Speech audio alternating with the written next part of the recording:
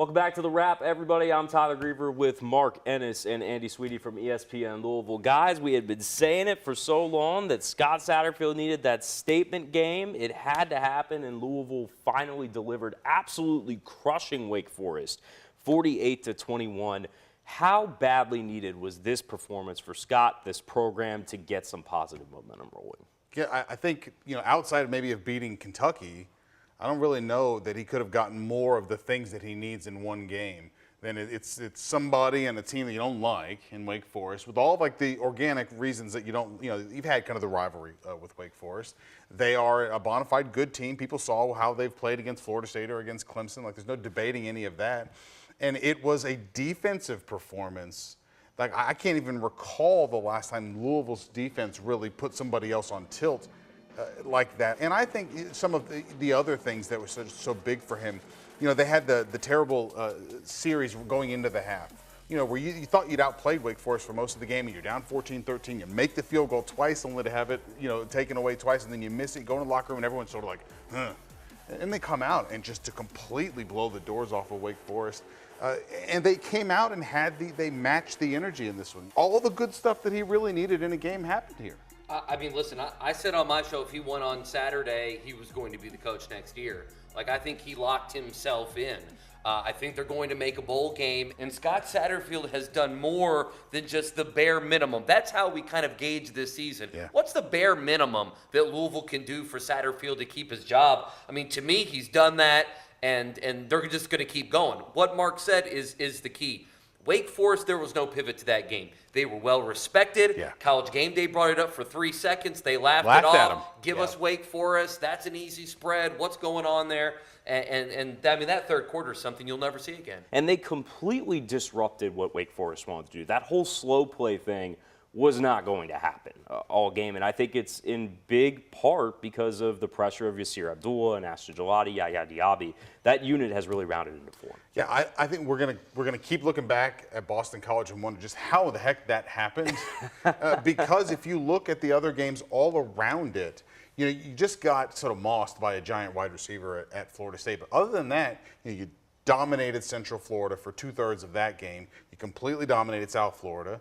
After a drive or two against Virginia, totally shut Virginia down in that game. Really dominated Pitt, and then now you come out and you did it to Wake Forest too.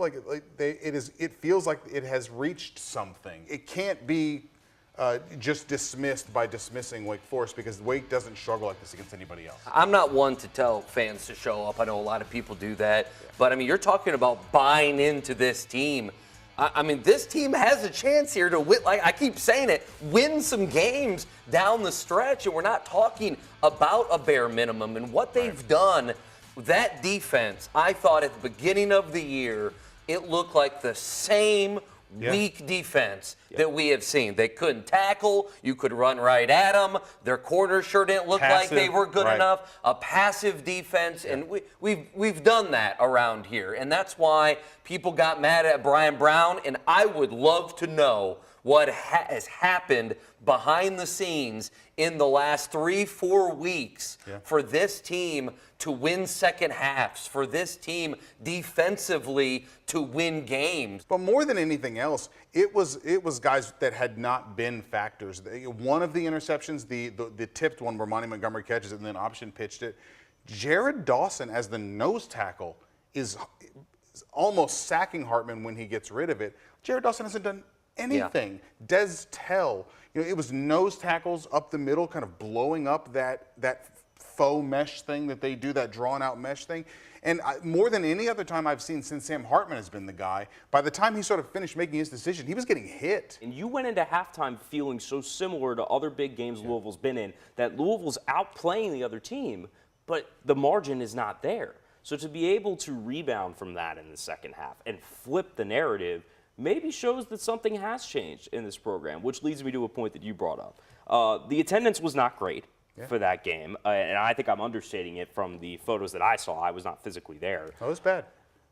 Is there enough now to buy in and say, let's go, full steam ahead? Scott Satterfield has shown me enough as a Louisville fan, not me personally, just pretending like I'm a Louisville fan, that this is our guy and we're on the right track. Yeah, I mean, I think fans have to look at themselves in the mirror at some point and say two things. One, decide if you really think you're going to be able to engineer whatever outcome you want. And not showing up, no one has their fate sealed by you not showing up. Are you going to show up now when they do the things you've been asking for? Like the complaints about the team, there were none of these things there against a bona fide good team. There were adjustments within the game. There was some creativity on offense. Yeah. Okay, we don't have a deep threat. We could make it some other ways. And they were timely. They were physical. They played the style you said you've been asking for. If you're not going to show up after this, what is it going to take? I'm a yes. I'm a without a doubt. Yeah.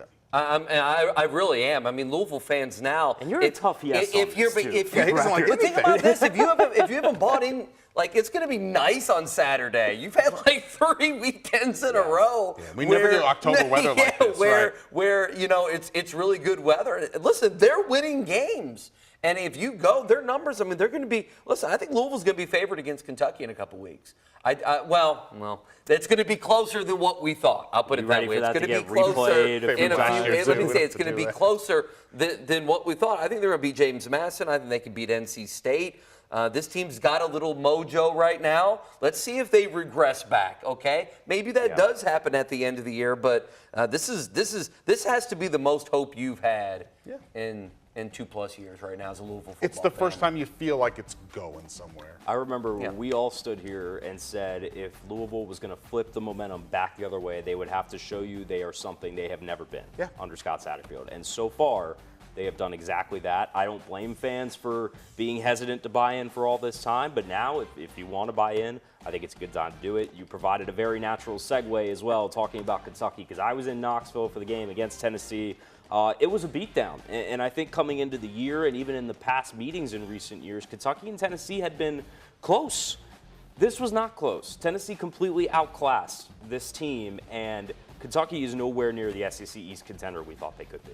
Oh, they're a fraud. They're one of the bigger frauds. It was a complete systems failure. It was a complete embarrassment. The things that we've talked about on here, they did it. I mean, they go down there and they score a touchdown. And then they can't make the extra point because, of course, they can't make the extra point. They can't punt at the end of the first half, blown coverage, touchdown, the game's out of reach at halftime. You don't even make it to the third quarter if you're a Kentucky fan. And now Mark Stoops has to do what Scott Satterfield did, and that's settle the season down. He's got to go win at Missouri. And I think if you're a Kentucky fan, you'd be worried about that. I mean, big bad Kentucky, all the talk, all the bluster, everything they thought they were, they're not any of it. They don't control the line of scrimmage. Tennessee wasn't scared of their defense at all. I mean, Will Levis, that's fine if the NFL believes that he projects to be somebody, but Will Levis played poor. The things we've talked about that maybe concerned you early on in the year, that you would say, all right, hey, just get it ironed out by the time some of the bigger games gets here and you'll be all right. The offensive line, pass protection, and the running game as the foundational thing for what they're doing, either last year with Cohen or with Scandrella or whatever. Now, like, you have to be able to run outside zone in that offense, or else, like, it sort of short circuits everything. Right. And they didn't run it at all. Yeah, and then it is tee off on Will Levis' time. And Mark Stoops simply does not want to play this way. No. He doesn't want to play this kind of game. He ought to honestly have Levis in the shotgun just airing it out because they do have good receivers. But he doesn't want to play that way, and they lost. And it's because they can't play that way, because they can't protect him. I mean, he was sacked 4 times. I'm so tired of hearing about every time the star quarterback Will Levis and the pro offense they're running. Yeah. And everything Kentucky does is to get fewer plays. Everything that Tennessee was doing was to get more. With Kentucky, I don't know what they're trying to accomplish. I agree with you that some of the stuff they're doing, Mark Stoops, I don't think there's harmony there. Yeah. I really Not like don't. there was with Cohen. No, right? I don't think that was the case. I don't know what the answer is. At this point, they're not going to, quote unquote, figure it out. Kentucky fans are going to have to say, can we hang on to 8-4? They lose to Missouri, it's wheels off. The worrisome thing about this is kind of it seems like the speed with which Tennessee just sort of went right back past them. I think there was a real feeling that as a program, Tennessee was just sort of continually spinning in the mud, and Stoops was really laying some pretty deep roots. And then last year's win especially with the fact that they sort of aired it out over them, and it was like, I know this is your specialty, but I know what to do. And now it's back-to-back years, and they completely boat raced them. In this one, I think you're Kentucky. You've objectively done well to take advantage of the fact that Florida and Tennessee have just been sort of goofing off, while Georgia has obviously become what they've become. Well, now I think the fear is like Florida's probably heading in the right direction, and Tennessee has already made up its ground, found its footing, and you're stuck at third holding on while Florida sort of meanders around too. It's got to be worrisome because Tennessee is not afraid of you. You guys are touching on something that I think is really interesting in terms of how Kentucky fans evaluate this season, because I think that's a battle right now. Because if you're doing it by the old Kentucky football standards, then really everything is kind of fine. Like, they could still win 7 or 8 games, maybe even get 9, and it's good.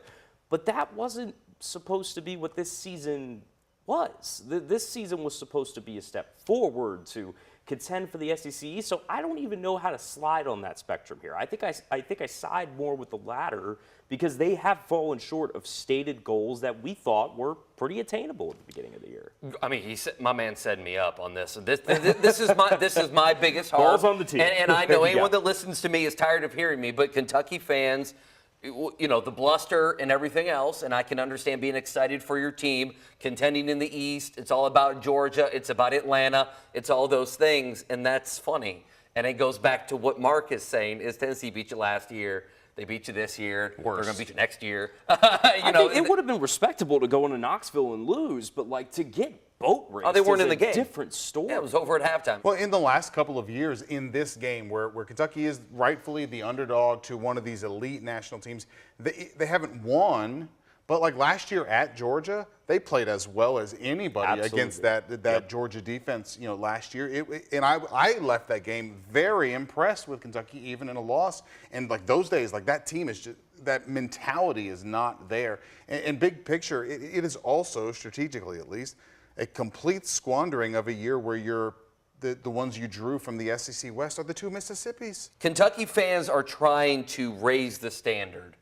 But it's easy to talk about that when you think you're going to accomplish Sometimes. that. Yes. Yeah. But then what happens when you don't? And it's very then much it's the historical and it's standard. very much in front of you. Yeah. And Tennessee is a crushing example because they're one of your rivals. You talked about the sliding standards. I think for Louisville basketball this year, there might be a little bit of that going on with the fan base. They open up with, I'm going to call it a stunning 57-47 exhibition loss to Lenore Rhine, and it was ugly offensively. I focus on that side. The defense wasn't good either, but man, they shot terribly, and the only bright spot was really Jalen Withers scoring 20 points. But how do you begin to unpack this one? It doesn't count. It's a meaningless game, but it's one that Louisville has no business losing. I mean, Kenny Payne, the last 2 press conferences at least, some of the other offseason stuff, when he was on ESPN Louisville many times, he has told us that this is going to take time. This is going to take time. It's going to take us months, is how he talked about it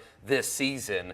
So are we going to believe the coach or not? Right now, after one exhibition performance, it might be something that we heed Kenny Payne's words. I didn't think it was going to be that, though. I don't think they're this bad, but they got to get going. I mean, the energy is what killed me. Just the lack, it seemed like just the lack of energy when a team is pushing you like that. And Kenny Payne, after the game, talking about how guys reverting back to last year. I'd love to know more about that. What exactly does that mean?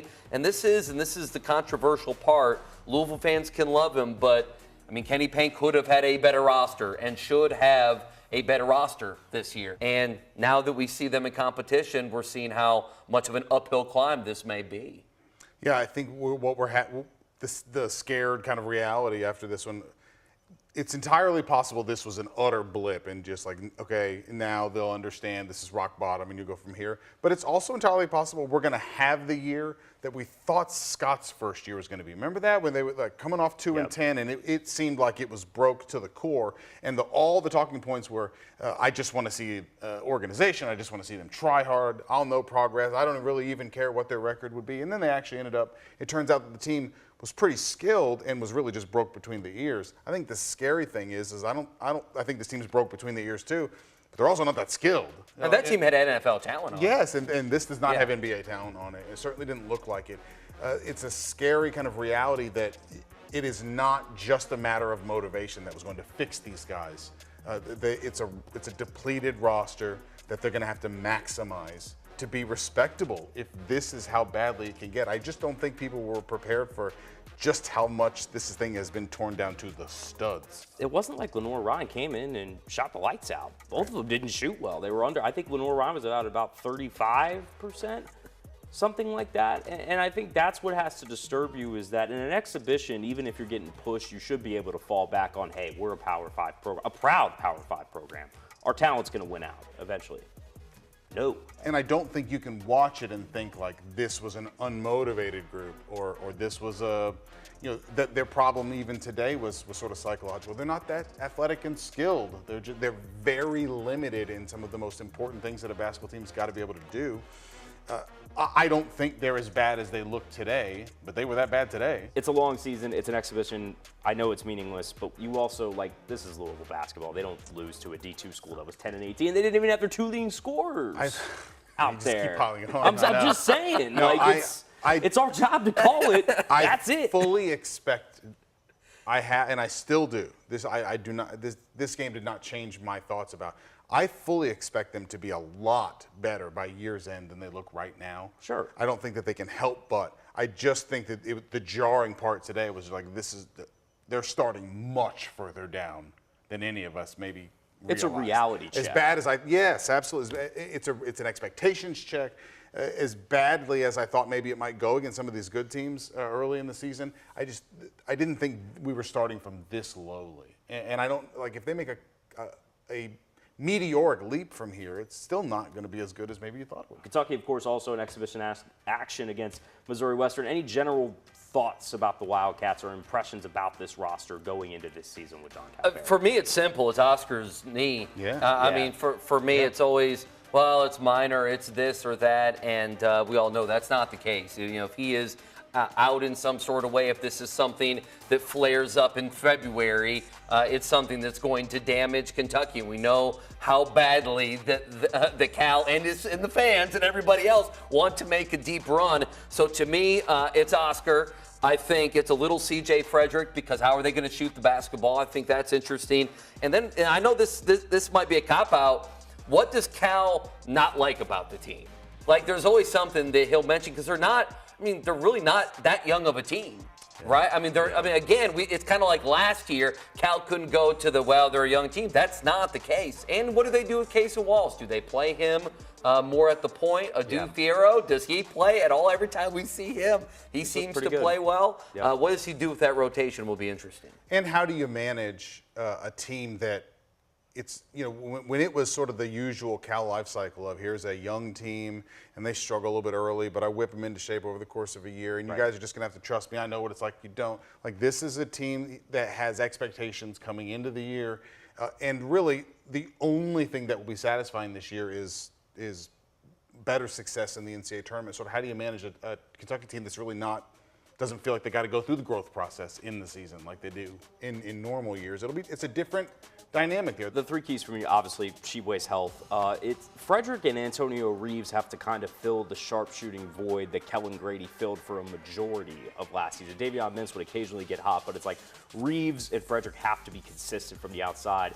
That freshman group, I think, has to be relied on a little bit more than last year's was, because it was really Ty Washington, and then, Davion Collins would occasionally play here and there, but someone from that freshman group, if it's one or two guys, has to maybe not be a star, but they need to be a consistent contributor as a starter or a key part of the rotation if they're going to take another step forward. Cal keeps saying, hey, Casey Walsh is playing a lot of point. Casey Walsh is playing a lot of point. Well, he's got to relieve Severe. So what do you so what do you do there? What do you do there? How much do you trust that? Casey Walsh would be the first guy I'd say out of that freshman class, he's the guy that's got lottery pick written all over him. Man, we are so this might be one of the longest episodes we've ever recorded, and I just realized it's because we have a ton of just going on between football and basketball. It is. For Mark Ennis, Andy Sweeney, I'm Tyler Greever. Thanks for watching another edition of The Wrap. Have a good one.